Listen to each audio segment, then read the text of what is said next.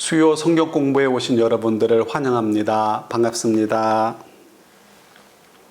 기도하고 시작하도록 하겠습니다.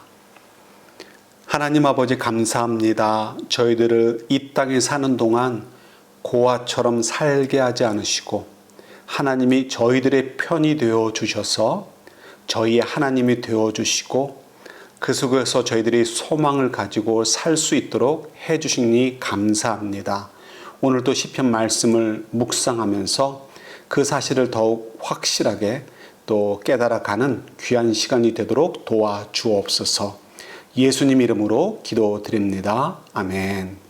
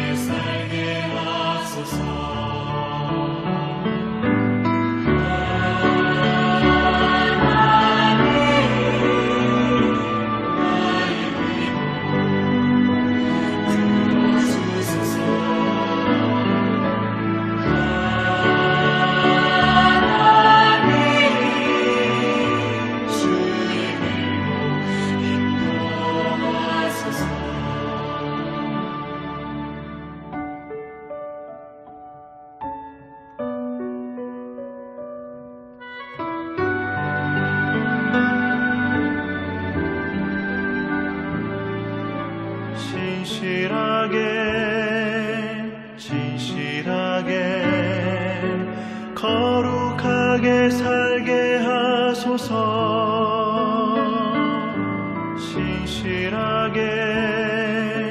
진실하게 거룩하게 살게 하소서.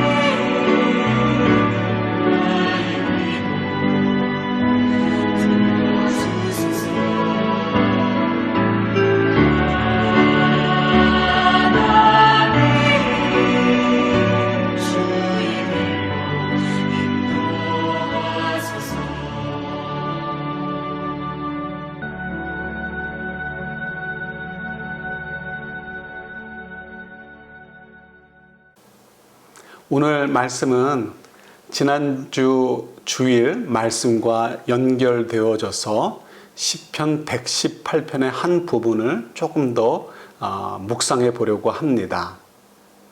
기억나십니까? 저희들이 말씀을 읽으면서 함께 웃기도 했던 본문이죠. 다시 한번 시편 118편 가운데 6절과 7절 두 절만 함께 읽어보도록 하겠습니다. 주님은 내 편이시므로 나는 두렵지 않다. 사람이 나에게 무슨 해를 끼칠 수 있으랴. 주님께서 내 편이 되셔서 나를 도와주시니 나를 미워하는 사람이 망하는 것을 내가 볼 것이다. 아멘. 예, 시편 118편은 하나님께 감사하는 그 인자심이 영원함이로다라는 그런 기쁨과 감사의 찬양입니다. 너무 좋죠. 강조하는 내용은 하나님은 나의 편이다. 하나님은 나의 하나님이다 라는 내용을 또 담고 있었습니다. 다 좋은데 7절 하반절을 보면 저희들의 마음이 조금 쑥스럽습니다. 나를 미워하는 사람이 망하는 것을 내가 볼 것이다. 그 말은 나를 미워하는 사람이 망하는 것을 보고 싶어요, 주님. 이런 의미로 또 저희에게 들리기도 하죠. 이런 말씀은 읽을 때 부끄럽기도 하고요. 할 수만 있다면 사실은 슬쩍 가리고 싶은 내용이 되기도 합니다. 이유야 뻔하죠. 예수님의 가르침과 서로 부딪히고 있기 때문에 그렇습니다. 예수님께서는 70번에 7번까지도 용서해 주어라. 나아가서는 원수까지도 용서하고 사랑하여라 라고 가르치셨습니다. 신약 성경의 전체가 예수님의 그런 사랑의 원리 속에서 기록되어 있고 저희들에게 그런 삶을 요구하고 계십니다. 하나님의 백성들은 그와 같이 살아야 된다는 것이죠. 그래서 사실은요, 여러분들이 남들이 볼 때는 우스워 보여도 사실 여러분들은 다른 누구보다도 아주 상당히 고차원의 아주 높은 수준의 윤리적인 기준을 가지고 사시는 분들입니다. 비록 저희들이 연약해서 그 목표에 도달하지는 못한다 할지라도 그 높은 수준의 고를 향해서 끊임없이 도전하고 마음에 담고 살고 있기 때문에 그렇죠. 그러다 보니까 오늘 또 함께 읽은 시편 118편 7절 하반절에 기록되어 있는 말씀, 나를 미워하는 사람들이 망하는 것을 보여주십시오 라는 이런 말씀이 등장할 때마다 상당히 당혹스럽습니다. 할 수만 있다면 정말 가리고 싶고 지우개로 지워버리고 싶죠. 그래서 저희들이 이런 당혹감 속에서 시편의 말씀이 점점 어려워지기도 하는 것입니다. 잘 이해하기 어려운데 걸리적거리는 내용이 나오니까 모르겠다 하고 점점 미루게 되는 것이죠. 그래서 이 부분을 조금만 이해해 보려고 합니다. 여러분, 고등교육이란 말씀 들어보셨죠? 고등교육. 우리 자녀들이 다니는 학교에 고등학교가 있습니다. 하이스쿨이죠. 이때 한문의 고등이라는 것이 고등교육을 의미할 때 그런 고등과 동일한 언어입니다. 사실 고등학교에서 배우는 수준만 잘 배워도요, 이 세상을 사는데 필요한 모든 교양, 양식 이런 것들을 충분히 배웁니다. 고등학교에서 배운 것들만 잘 활용해도 잘 지켜도요, 세계 어느 나라에 가도 국제 신사나 숙녀로 사실은 부족함이 없다라고 말할 수 있습니다. 문제는 요즘 고등학교는 또 하이스쿨은 너무 입시 제도의 어떤 과정으로서 점점 더 무게가 가고 있기 때문에 좀 아쉬움이 있습니다. 그러나 이 고등학교 과정만 잘 이수해도 사실은 굉장히 높은 수준의 이렇게 사람으로 살 수가 있는 것이죠. 더욱이 요즘은 고등학교를 굳이 졸업하지 않아도요, 어려서부터 충분히 여러 해 동안 아주 수준 높은 상식이나 혹은 기술들을 습득할 수 있는 기회들이 굉장히 많이 있습니다. 그래서 사실 요즘은 고등학교를 졸업하지 않은 분들도 실력면이나 상식이나 교양이나 이런 부분들이 어떻게 보면 대학을 졸업한 분, 대학원을 졸업한 분, 나아가서는 박사 과정을 수료하고 박사 학위가 있는 분들보다도 월등히 높을 때가 사실은 굉장히 많이 있습니다. 이것이 21세기를 살아가는 저희들이 누리는 특권 중의 특권입니다. 그런데 타임머신을 타고 수천 년을 거슬러 올라간다면 어떨까요? 그렇게 멀리 갈 필요도 없죠. 그저 50년이나 100년 전만 되돌아가도요. 세상이 이럴 수 있을까라는 그런 탄식이 나올 만한 일들이 참 보편화된 시대가 있었습니다. 뭐 더 좁혀서 얘기한다면 글자를 읽을 수 있는 사람들도 소수였고 글자를 배운다고 해도 읽을 만한 책들이 굉장히 적었습니다. 책 한 권은 아주 높은 경제적인 가치가 있었고요. 그래서 책 한 권을 갖고 있는 것조차도 사실은 쉬운 일이 아니었습니다. 오죽했으면 낯 놓고 기억자도 모른다는 말이 있었겠습니까?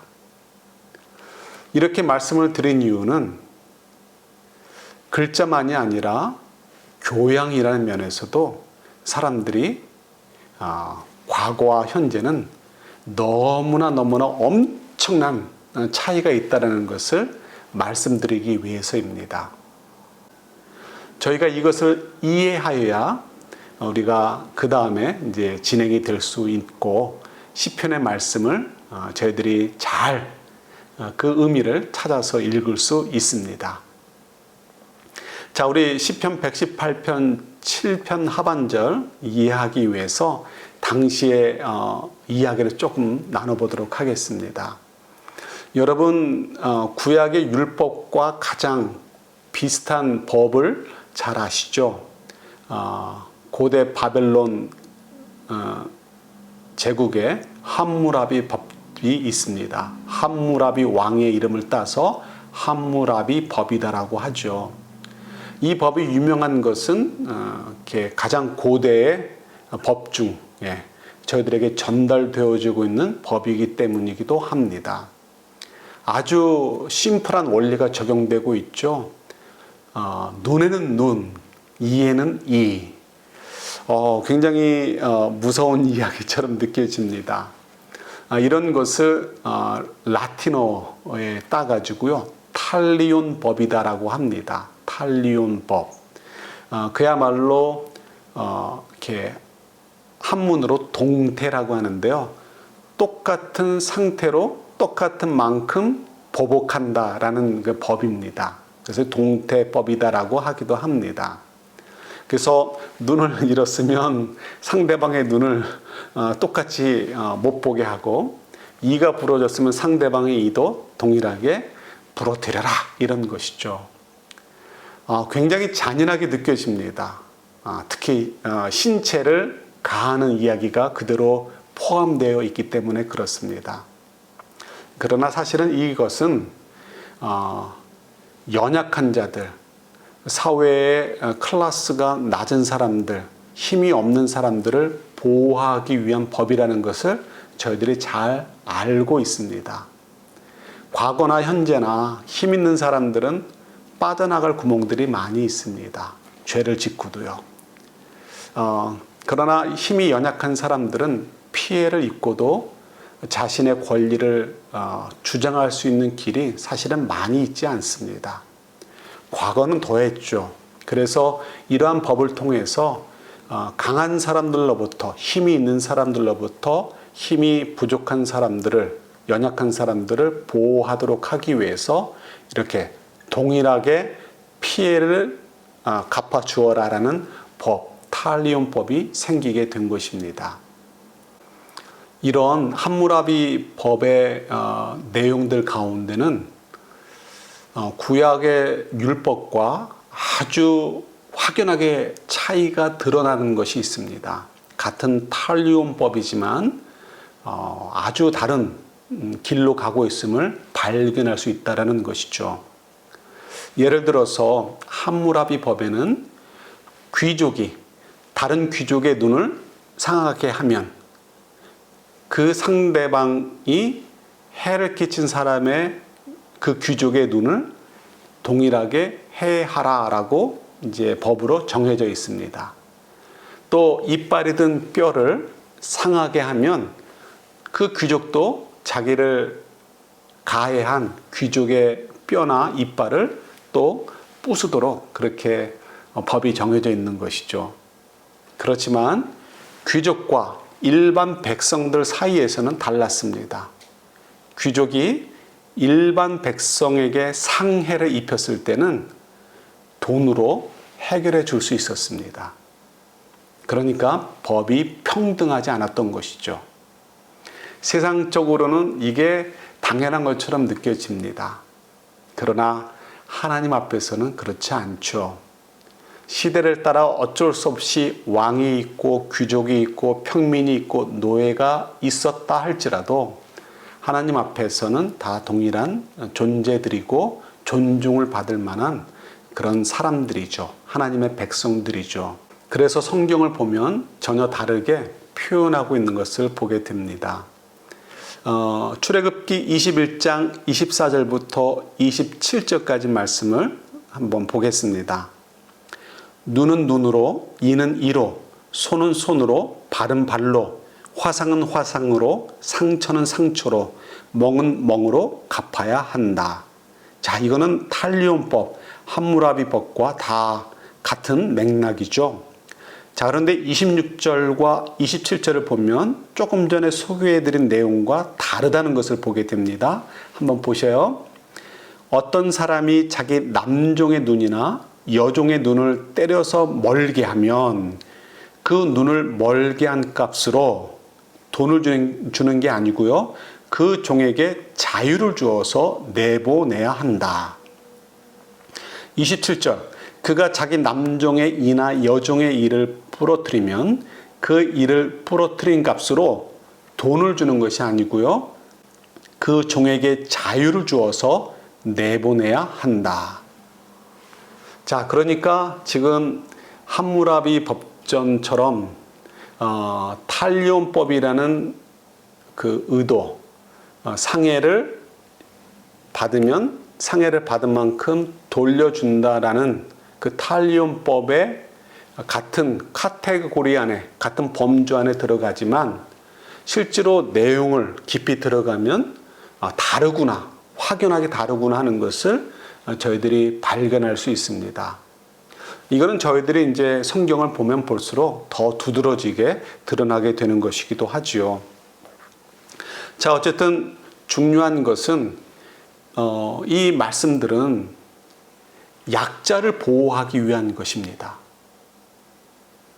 아직 모든 면에서 수준이 떨어졌던 당시, 과거, 주목이 법에 더 가까웠던 과거, 그때 당시에 연약했던 백성들을 좀 더 보호하고 그들의 권리를 지켜주기 위해서 주신 법이라는 것이죠. 한 군데만 더 보겠습니다.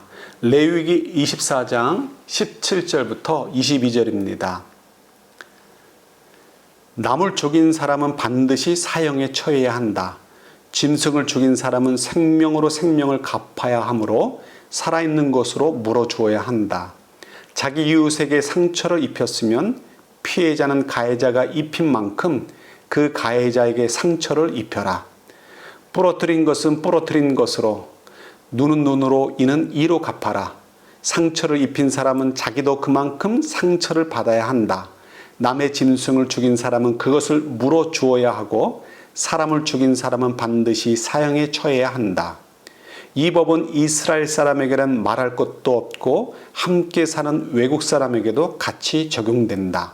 나는 주 너희의 하나님이다. 아멘. 네, 지금 읽은 이 말씀은 조금 전에 읽었던 출애굽기의 말씀과 비슷한 면을 가지고 있습니다. 이곳에서도 강조하는 것은 받은 만큼 보복하도록, 돌려줄 수 있도록 그렇게 약자를 보호해주는 그런 의미를 가지고 있습니다. 힘이 있는 사람은 어떻게 할까요? 아니면 복수심이 막 불이 크게 나듯이 끓어오르는 사람은 어떨까요? 한 대 맞았으면 한 대 때리는 거로 끝내고 싶지 않습니다.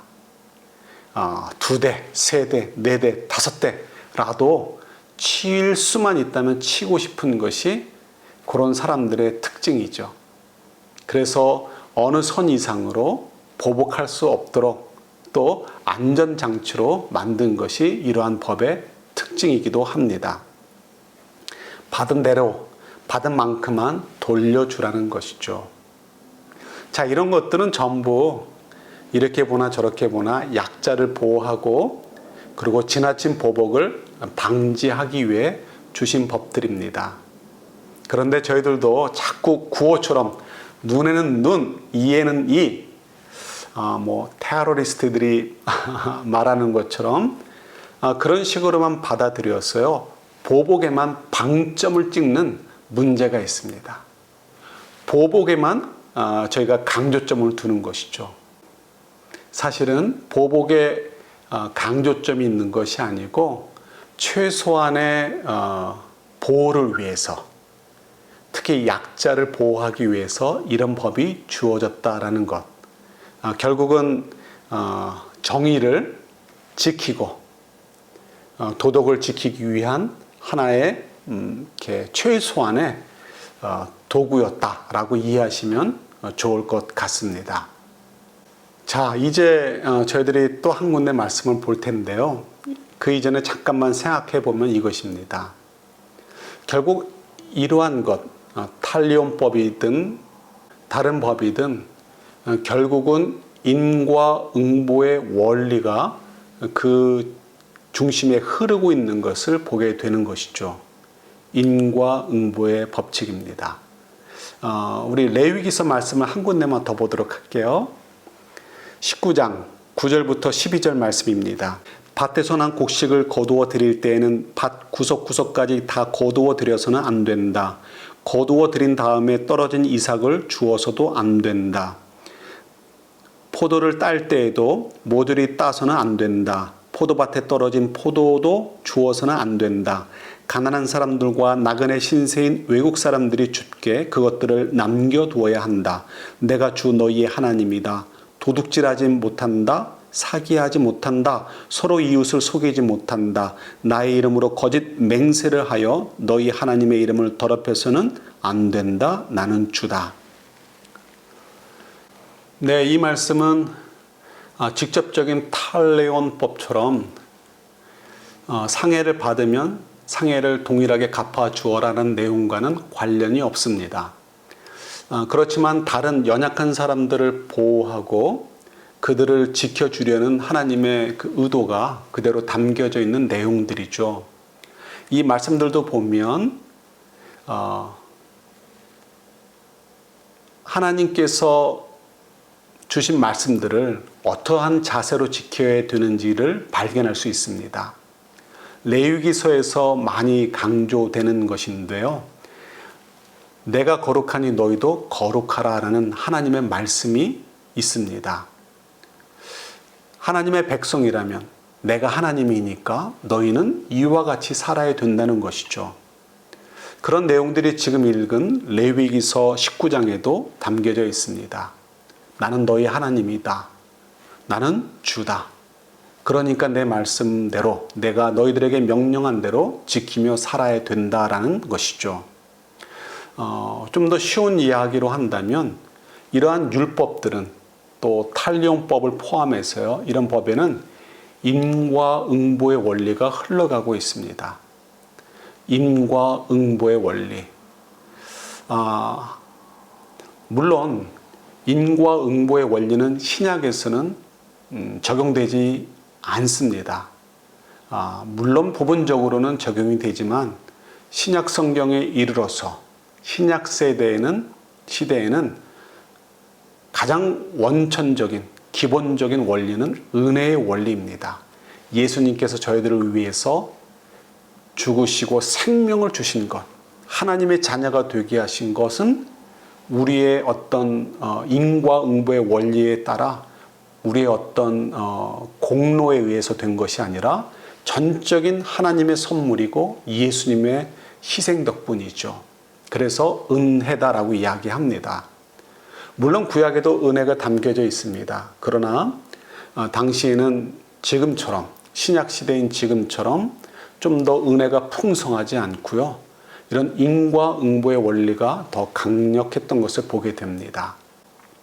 물론 구약에서도 인과응보의 원리대로만 하나님이 통치하지 않으신다는 것을 또 많이 강조하시는 부분들이 있습니다. 대표적인 것이 욥기서입니다. 욥기서의 가장 큰 주제, 사람들이 이해하는 인과응보의 수준 안에서만 하나님이 세상을 통치하지 않으신다는 것이 욥기의 이야기이기도 합니다. 좀 어렵지만 자 이제 돌아온다면 여러분 이런 인과응보의 원리가 그런 율법의 원리 이해가 구약 성도들의 사람들이 가지고 있었던 세계관이라는 것이죠. 그래서 시편 118편 7절 하반절에 나오는 것처럼 나를 미워하는 사람들이 망하는 것을 보고 싶어요. 보게 해주세요라고 할 때 당당할 수 있었던 것. 부끄럽듯이 이야기하는 것이 아니고요. 당당하게 말할 수 있었던 이유가 거기에 있기도 한 것입니다. 구약시대의 한계라는 것이죠. 조금 어렵죠? 그렇지만 우리가 이 부분을 또 잘 이해해 주셔야 됩니다. 그래야 우리 시편의 말씀들이 거북하고 부끄럽지 않게 우리가 이해할 수 있게 되는 것이죠. 그래서 시편 118편 7절 하반절 같은 것을 글자로는 하나님 나를 미워하는 사람들이 망하는 것을 보고 싶습니다라고 읽어도 마음으로는 하나님 그들도 하나님의 은혜를 입어서 변화되게 해주시고 우리 모두가 함께 하나님의 백성으로 사랑할 수 있게 도와주세요 라는 내용으로 우리는 읽을 수 있게 되는 것이죠. 그것이 원수를 사랑하는 것이고 그것이 성경 전체가 이야기하는 하나님의 백성들이 누려야 될 그런 자리이기도 한 것입니다. 정리하면 좀 이렇게 이야기할 수 있습니다. 당시에는 구약시대에 그런 한계가 있었다라는 것이죠. 두 번째는 이분들이 그런 고백 속에는 아주 분명한 믿음이 있었다는 것입니다. 118편에 강조됐던 것이 있죠. 하나님은 나의 편이십니다. 하나님은 나의 편이십니다. 나의 하나님이십니다. 강조되어 있지 않습니까? 이것입니다.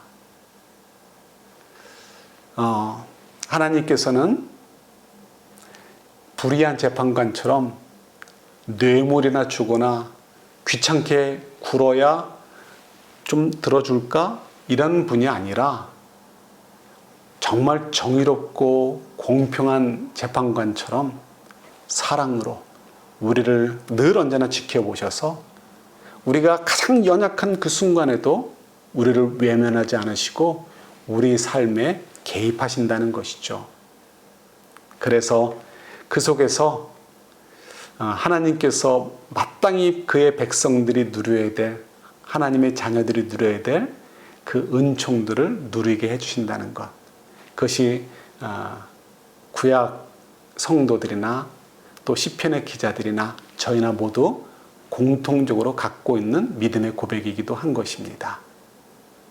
다만 표현 방법만 다르다라는 것을 저희들이 이해하시면 좋을 것 같습니다. 좀 어렵지만 이해가 되셨으면 좋겠습니다.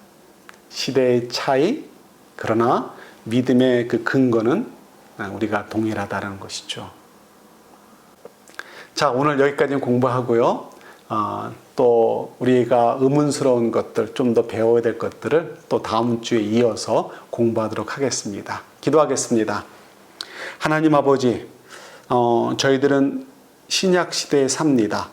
구약 시대의 성도들과 저희들의 차이가 있음을 인정하고 그분들의 표현 방법 속에서 우리가 거칠게 다가오고 느껴지는 것, 그것을 피하기보다는 그분들이 말하고자 했던 의도가 무엇인지, 그들의 마음속에 간직하고 있었던 믿음의 본질이 무엇인지를 이해하며 우리 신약시대의 언어로 우리가 풀어서 읽을 수 있는 지혜. 그래서 시편 118편의 말씀조차도 저희가 정말 기뻐하며 감사하며 하나님의 인자심이 영원함을 찬양할 수 있는 말씀으로 100% 활용할 수 있는 은혜들을 저희들에게 허락해 주옵소서. 저희들의 고백이 되기를 소원합니다. 예수님의 이름으로 기도드립니다. 아멘. 네, 여러분 감사합니다. 다음 주에 뵙겠습니다.